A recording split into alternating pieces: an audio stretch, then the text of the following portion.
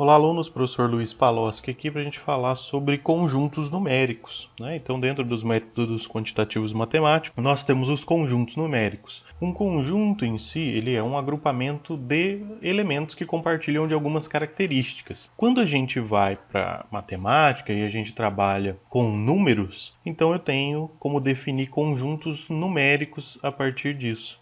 Bem, então vamos iniciar a nossa apresentação dos conjuntos numéricos. O primeiro conjunto numérico que a gente tem é o conjunto dos números naturais, que é representado pela letra N. O conjunto dos números naturais, ele considera o zero e os inteiros positivos. Então, o conjunto dos números naturais vai a partir do zero e seguindo de 1 em 1 por todos os inteiros positivos. Como o próprio nome diz, são números naturais, né, que a gente usa, que foram desenvolvidos a partir da necessidade de contagem, de se fazer contas. Eu tenho algumas notações em relação aos conjuntos, que eu posso, por exemplo, se eu definir o conjunto n asterisco, quer dizer que eu estou trabalhando com o conjunto dos números naturais menos o zero. Então, esse conjunto, por exemplo, partiria do 1, aí do 1, 2, 3, 4 e assim por diante.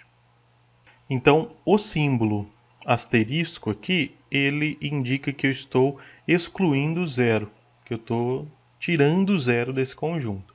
E pode ser aplicado a qualquer outro conjunto numérico que a gente estiver trabalhando, tá bem?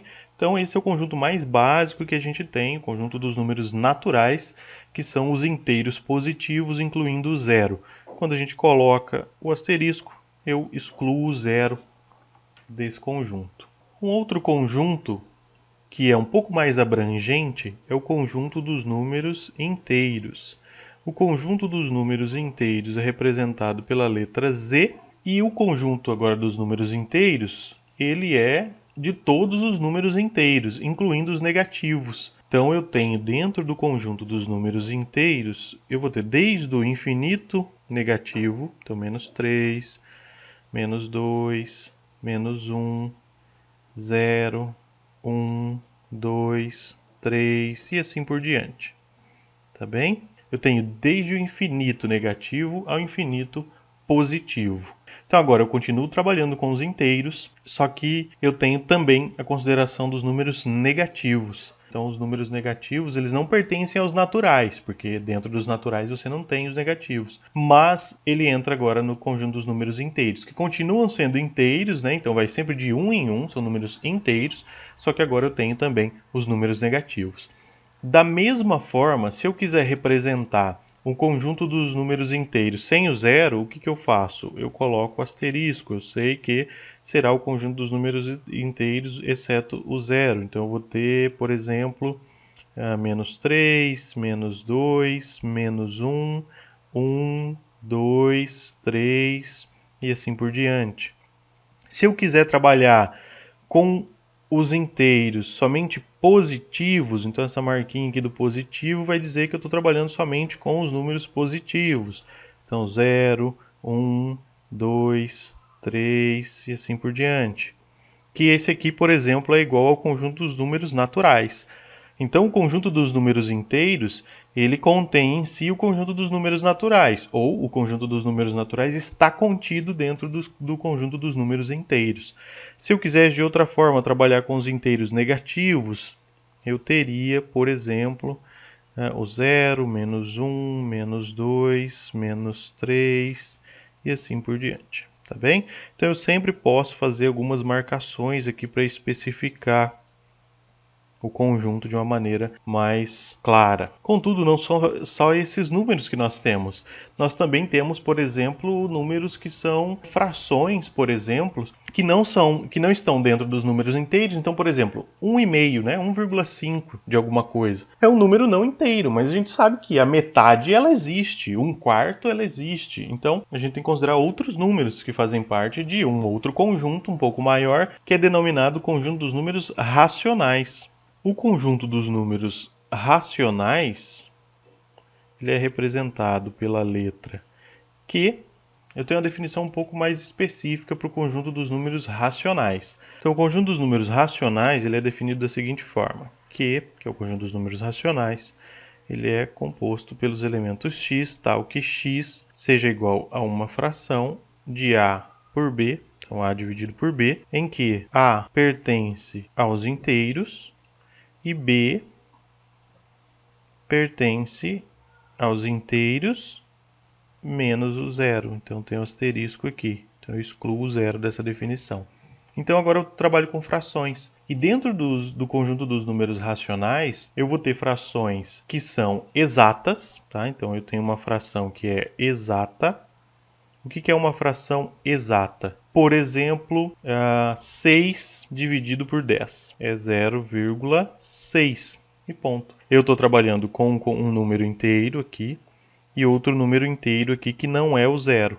Então essa é uma fração exata, né? Uma fração que não tem continuidade aqui. Você não vê continuidade aqui, é uma fração exata. E qualquer número pode ser expresso por uma fração. Então, por exemplo, o 7 dividido por 1 é 7.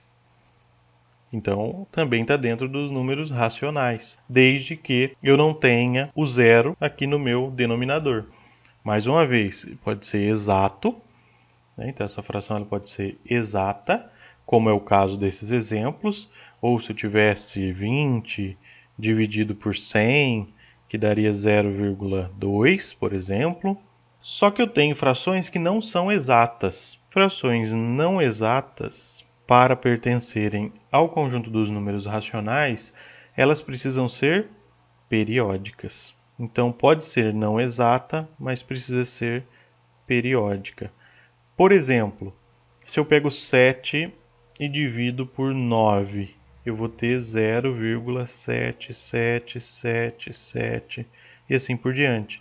Então ela não é exata, porque ela não tem um fim, mas ela é periódica. Eu sei que aqueles números se repetem infinitamente. Eu posso ter, por exemplo, 13 dividido por 99, vai dar 0,1313 e assim por diante.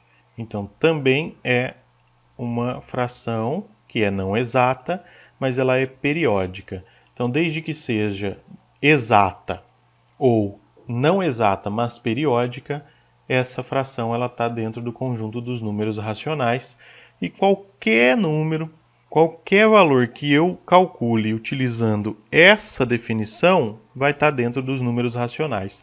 Então qualquer fração que eu divida um inteiro por outro inteiro, desde que não seja o zero, eu vou ter um número que está dentro dos números racionais. Então, ou essa fração ela vai dar exata, ou ela vai ser não exata, mas periódica.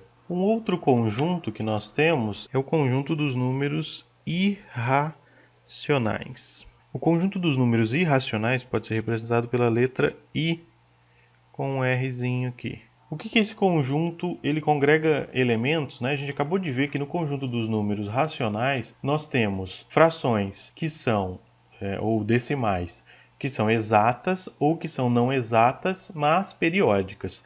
No conjunto dos números irracionais, vão entrar aquelas decimais, né, as frações que dão um valor que são não exato, então elas não são não exatas, e não periódicas.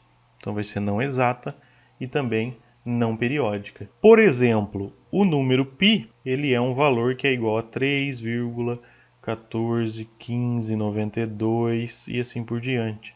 Então nós temos que não existe uma periodicidade na repetição de π. É um número infinito, sempre com valores novos. Você não tem um fim onde isso comece a se repetir. Então, que é uma medida, quando a gente pega lá o comprimento da circunferência e divide pelo seu diâmetro de qualquer círculo que a gente pegar, a gente vai encontrar esse valor de π. Ele é uma constante aí. Só que é um valor que é uma fração, ele é um decimal, um valor decimal, só que é não periódico, por exemplo. Por exemplo, o número e, ou a constante de Euler, 2,718 e assim por diante, é um outro número irracional. Aqui são dois números irracionais positivos, mas eu posso ter outros números irracionais negativos também. Eu tenho a raiz de 2. Então, a raiz de 2, que é 1,4142 e assim por diante. Raiz de 3, raiz de 5, todos esses são números irracionais, porque eles não são exatos e também não são periódicos. Eles continuam infinitamente sem se repetirem, sem haver uma periodicidade de repetição. Tá bem? Dessa forma, juntando todos esses conjuntos que a gente acabou de ver, a gente vai ter o conjunto dos números reais, representado por R. Eu tenho o conjunto dos números naturais, que é a forma mais básica. Eu tenho N aqui, que é o conjunto dos números naturais. E esse conjunto tem os positivos inteiros, incluindo o zero. Depois eu tenho o conjunto dos números inteiros. Agora ele tem também os números negativos, então ele é um pouco maior do que o conjunto dos números naturais. E o conjunto dos números naturais está dentro do conjunto dos números inteiros. Depois eu vou ter o conjunto dos números racionais, e o conjunto dos números racionais agora, ele incorpora o conjunto dos números inteiros, mas ele tem mais números. Então aqui a gente tem o conjunto dos números racionais. Ao lado do conjunto dos números racionais, né, ou junto ali com o conjunto dos números racionais, eu tenho o conjunto dos números irracionais. Então eu tenho aqui o conjunto dos números irracionais. E a junção de todos esses elementos do conjunto dos números irracionais com o conjunto dos números racionais é o conjunto dos números reais. Tá bem? Então, a união do conjunto dos números irracionais com o conjunto dos números racionais, eu tenho o conjunto dos números reais, que ele é a soma desses dois, né? A união desses dois aqui é o conjunto dos números reais. Tá bem? Então, por exemplo, o conjunto dos números naturais está contido dentro do conjunto dos números inteiros, o conjunto dos números inteiros está contido no conjunto dos números racionais e o conjunto dos números racionais está contido no conjunto dos números reais, assim como o conjunto dos números irracionais também está dentro dos reais, tá bem? Mas não existe intersecção entre esses dois, o conjunto dos números irracionais e o conjunto dos números racionais. Não existe um que participa dos dois ao mesmo tempo. São conjuntos separados. Tá bem? Vamos resolver alguns exemplos agora. Então, por exemplo, como eu definiria o conjunto A formado por x que pertence aos números naturais, tal que x seja menor ou igual a 4.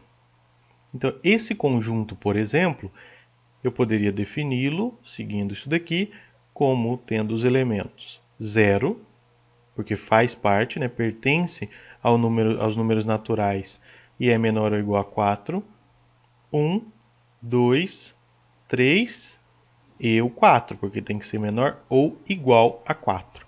Então, esse é um exemplo de como eu definiria um conjunto, né? Como que eu escreveria os elementos desse conjunto a partir de uma definição.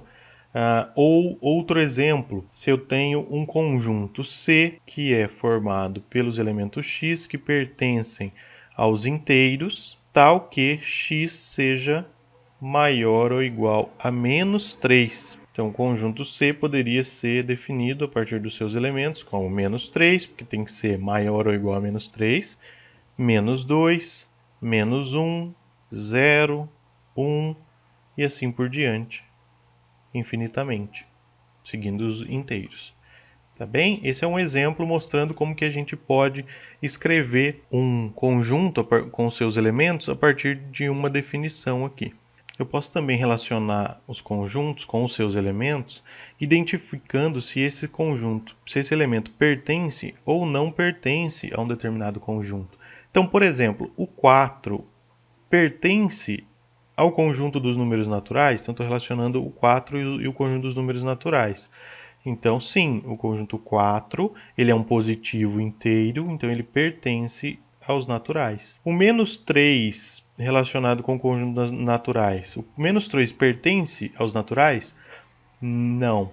O menos 3 ele não pertence ao conjunto dos números naturais, porque o menos 3 é negativo, e o conjunto dos números naturais é composto pelo conjunto dos números inteiros positivos, incluindo o zero. O menos 6 e o conjunto dos números inteiros. Então, nesse caso, o menos 6, ele sim pertence ao conjunto dos números inteiros, porque o conjunto dos números inteiros inclui também os números negativos. O 2 sobre 3 e o conjunto dos números inteiros negativos. Não pertence, porque 2 sobre 3 não é um número inteiro, né? São 2 terços, então vai dar 0,66666. Então ele não é um número inteiro. Então o 2 terços não pertence ao conjunto dos números inteiros negativos. Mesmo que fosse positivo, enfim, tanto faz, né? Mas ele está especificando aqui que é negativo, é só algo a mais. Não é importante nesse sentido, porque sendo 2 terços um valor fracionado, né, uma fração em si, já não pertenceria ao conjunto dos números inteiros. Eu também posso analisar um exemplo em que eu analiso verdadeiro ou falso relações de inclusão entre um conjunto e outro. Por exemplo, o conjunto dos números naturais, ele está contido no conjunto dos números inteiros? Se a gente olhar aqui, o conjunto dos números naturais, que está aqui, sim, ele está contido. Todos os elementos do conjunto dos números naturais, eles também pertencem ao conjunto dos números inteiros. Então, o conjunto dos números naturais, ele está contido. Então, é uma afirmação verdadeira essa daqui. O conjunto dos números naturais sem o zero não está contido no conjunto dos números naturais. Essa é uma afirmação verdadeira ou falsa? Então, se a gente for aqui, eu tenho o conjunto dos números naturais todos aqui. E dentro do conjunto dos números naturais, eu tenho o conjunto dos números naturais menos o zero. Eu tenho, então, o conjunto dos números naturais, excetuando-se o zero, ele não está contido no conjunto dos números naturais. É uma afirmação falsa, porque sim, ele está contido. É um subconjunto dentro do conjunto dos números naturais, só que só não tem o zero. Outro exemplo. O conjunto dos números inteiros positivos está contido no conjunto dos números inteiros? Sim, afirmação verdadeira. Né? O conjunto dos números racionais, ele está contido nos números reais, no conjunto dos números reais? Sim, né? O conjunto dos números racionais aqui, ele está dentro de um conjunto maior, que é o conjunto dos números reais. Então, todos os elementos do conjunto dos racionais, ele está dentro do conjunto dos reais. Então, também é uma afirmação verdadeira. Outro exemplo, né? O conjunto dos números inteiros positivos, ele está contido no conjunto dos números racionais positivos? Sim, né? Então é uma afirmação verdadeira. Dentro dos racionais positivos, eu tenho os inteiros positivos. O conjunto dos números reais positivos e sem o zero está contido no conjunto dos números reais? Sim, porque o conjunto dos números reais é maior do que o conjunto dos números reais positivos sem o zero. Então, são só relações que a gente tem que se atentar olhando aqui para o nosso esquema de representação desses conjuntos numéricos, tá bem? Então é isso, pessoal, sobre conjuntos numéricos, de uma forma bem simples. Espero que tenham entendido. Fico à disposição para quaisquer dúvidas. Bons estudos a todos.